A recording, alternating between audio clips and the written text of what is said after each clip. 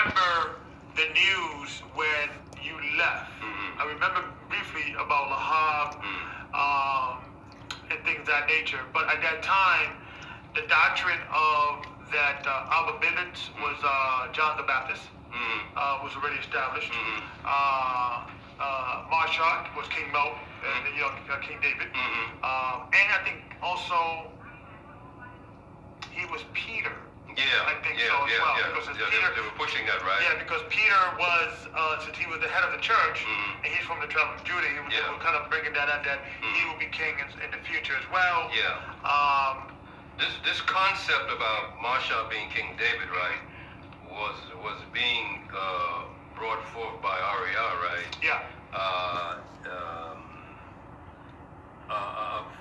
Very seriously, right? On a serious level, a few years before I left. On a serious level. On a serious level, but it was still underground or among the elders. It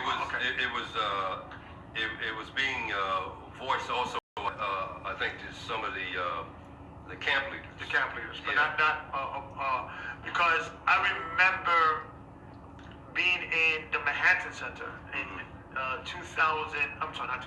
95, 96. And I remember that Passover because that's when one of the Boys to Men, or two of the Boys to Men group stars, the Boys to Men group, became Israelites. And I always remember that because of that. And I remember it was Elder Arya make an announcement, thanking everybody for coming and things of that nature, and announcing Marsha as King David. When they brought that to me, right, for me to swear that he was king. Oh, so the actually to swear? Yeah, make an oath under him. Okay, so by that time I was well established in the gospel. Not to make, Christ says, swear not to make any oaths. Swear not by heaven or by earth.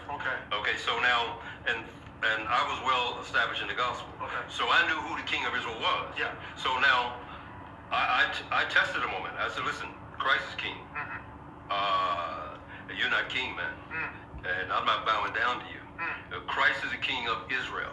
From where I was sitting at in Israel, right, this is something that him and R.R. was working with. Okay. And to make the brother swear unto that and agree to that, then he must agree to it. He had to agree to it that they're going to make everybody agree to it. So Arya was pushing this the most, but he agreed with it. So he was a part of it. You know, he wanted that glory.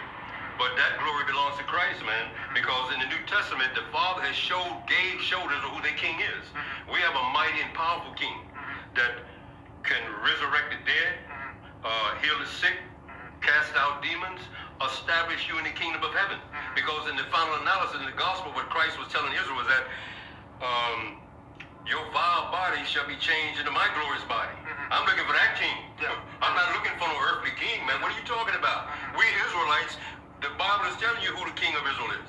So you want me to swear that this man is king? No, I won't do that. So what I did, right, I went back and taught the gospel in I used to have the Monday class. So I went back and taught the gospel, right? And they videoed it. Okay? And then they called me the next day and told me not to come back. Okay? So that's what happened.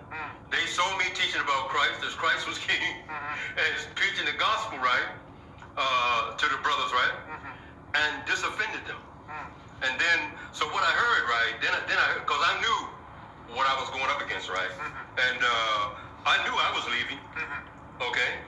So this is, see, this is a lot of things that these young brothers don't know. I already knew that I was leaving this organization because of the way it was going and the way we teach in the Bible. Out there cursing the women out, hating the women of Israel, and God told Israel this, right? The leaders of thy people cause the people to error. God said, I would not charge your wives or your daughters with whoredom when they commit whoredom. Okay? So, in meaning this, it's a very cowardly thing, man, to condemn the women for this, right, when we were in charge. If we'd have kept the laws of God, the women would have flowed in that. The women, we was in charge. We had the power. Okay? What the women going to say against the armies of David and the armies of Israel? They would have been in order. if we'd have kept the laws of God.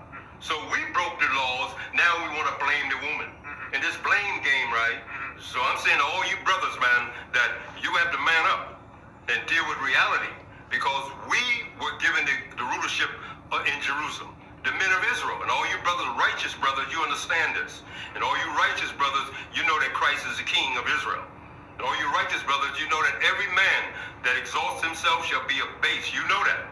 The scriptures tell you that plainly. But this younger generation, right, wants to run and they think this is some kind of game or some kind of fantasy. And if you get a kick out of cursing people out, then there's something wrong with you. When God is telling Israel about love, what did Christ tell Israel? To walk in the spirit of love. And Christ said this to them. He said, listen, in the book of Romans, be not wise in thy own conceit, for darkness in part is happened to Israel until the fulfillment of the Gentiles come in. But all Israel shall be saved, as it is written. And a lot of brothers, they can't comprehend that. And they taught that old doctrine that you're going to kill 2/3 of Israel. That's a lie. That's an old doctrine that was going to be fought against Israel in 70 AD when the nation was destroyed. Okay, in 70 AD, and they thought it shows that they don't know Christ. See, this is where there's a serious business at, because we're going to all be judged about the New Testament. The New Testament is a battleground. The Old Testament is the knowledge of the history of our people and our genealogy. But Christ said he nailed the law to the cross.